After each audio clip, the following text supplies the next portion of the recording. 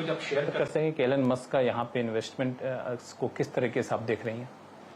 मैं एक बड़ा सा कंपनी भारत में आकर मैन्युफैक्चरिंग का इंटरेस्ट अगर दिखाते हैं, उससे इंडिया का मैन्युफैक्चरिंग एनवायरनमेंट एक अच्छा संदेश मिलता है कि हाँ, भारत में हाई टेक्नोलॉजी से जुड़े हुए बड़े कंपनियां आकर इंटरेस्ट दिखा रहे हैं। मतलब हमारी पॉलिसी ठीक है, हमारी मैन्युफैक्चरिंग वातावरण अनुकूल है और इसमें भारत का भी उपयोग है, विदेश में भी एक्सपोर्ट कर सकते हैं। निवेश के मोर्चे पर एक और पिछले दिनों घटना हुई, वो ये थी जेपी मॉर्गन का बॉन्ड इंडेक्स में इंडिया का शामिल किया जाना।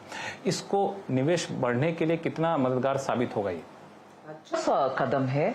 हम तो पिछले 2 साल से बहुत नेगोशिएट किए और इनवाइट किए, भारत का डिटेल्स उनको दिखाए। उसके कारण आज इस जुलाई से वो शुरू भी हो रही है और ब्लूमबर्ग का लिस्टिंग भी जनवरी से होने वाले हैं।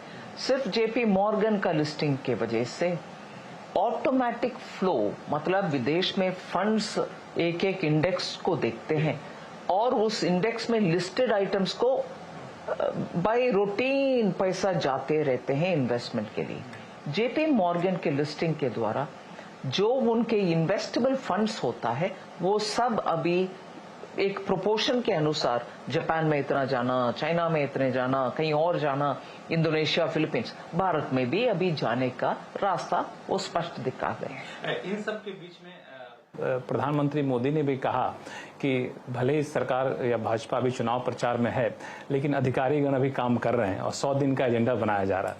तो ये 100 दिन का एजेंडा बनाने के पीछे क्या मकसद है? चूंकि तो अभी चुनाव प्रचार में सरकार बनेगी, फिर आएंगे, तो ये क्या बजट की तैयारी है या फिर आगे का रोड मैप अभी से बनाना चाहते हैं? रोड मैप तो हमारे संकल्प पत्र में 5 साल के लिए क्या कर रहे हैं और ये 5 साल के लिए जो भी कर रहे हैं वो 2047 को मन में रखते हुए इस 5 साल का रास्ता हम दिखा रहे हैं। उसमें से भी जो 100 कदम हम पहले 100 डेज में, इतने सारे कदम ये फर्स्ट 100 डेज में जो कर पाएंगे उसका नक्शा रेडी हो रही है, जिससे जैसे प्रधानमंत्री जी ने, मुझे याद है आरबीआई का फंक्शन में जब हम सब बैठे थे, उधर क्लियरली बोले कि आप सबके पास तो टाइम है, आप भी काम करिए। शपथ ग्रहण होने के तुरंत बाद हम एकदम काम में जुट जाएंगे। ये बयान काफी चर्चा में रहा, क्योंकि आरबीआई को कहा जा रहा था कि सिर्फ आरबीआई के नहीं, जहां मेरा समझ है उस इवेंट में आरबीआई के उस फंक्शन में पूरे इंडस्ट्री से, बिजनेस से, बैंक से जुड़े हुए बहुत सारे वरिष्ठ ऑडियंस में थे और आरबीआई भी थे। सो सबको ये कहा आपके हाथ में तो टाइम होगा, मैं तो कैंपेन में हूँ, आप रेडी रहिए। तो लोगों ने ये कयास लाया कि फाइनेंशियल मोर्चे पे कोई बड़ा ऐलान करने वाले हैं सरकार में आते के साथ ही।